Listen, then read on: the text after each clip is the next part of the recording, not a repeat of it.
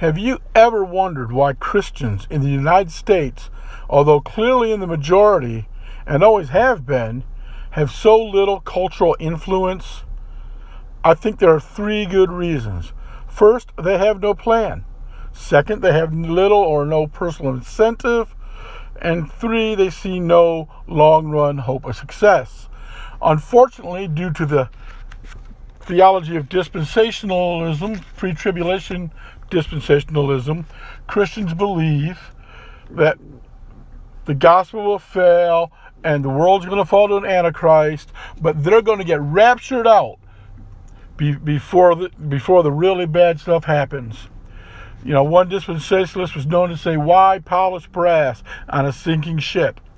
John MacArthur recently said that down here the Christians lose.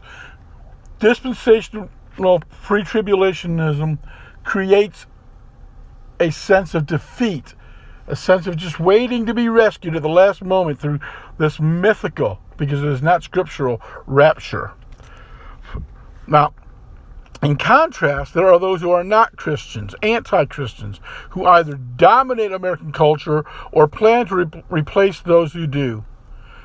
Throughout most of the 20th century, American communists made long-term plans for political revolution, and they attempted to implement these plans.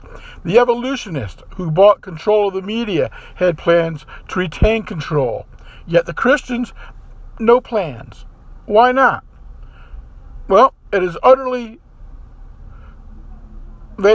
impossible when, indeed, the Christian viewpoint of pre-tribulation dispensationalism, which is a majority view among Christians in this country, but not around the world, these people are so utterly pessimistic about the cultural future of Christianity that they see no reason to commit resources, especially their time, to long-term programs of cultural capture and transformation. They are not at all like their cultural opponents, who have been optimistic about their prospects for retaining control over American culture or transforming it. Yet opinions can change.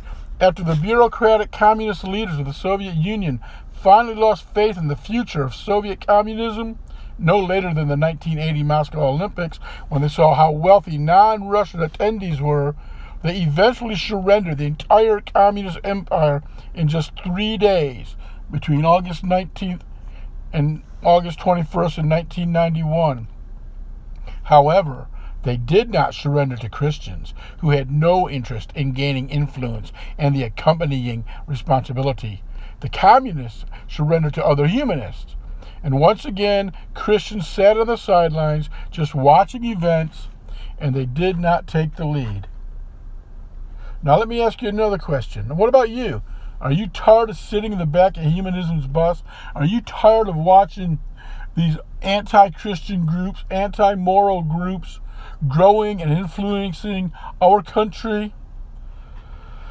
Do you think God has predestined Christians to sit in the back of humanism's bus or Islam's bus if they become prominent until the end of time?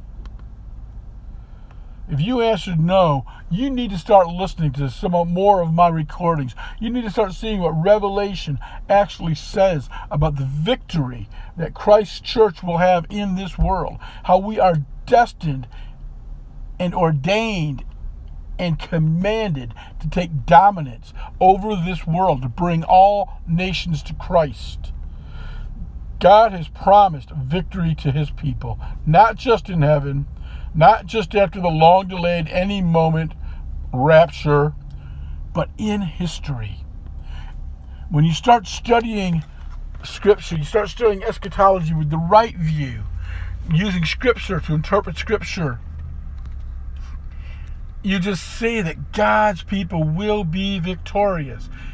And I, for one, want to be part of that victory, and I encourage each and every one of you to become part of that victory. Thank you for listening. I'm Dennis Regling. Please remember to subscribe and like these videos. It helps me, and subscribing will let you know when the new videos come out. Thank you.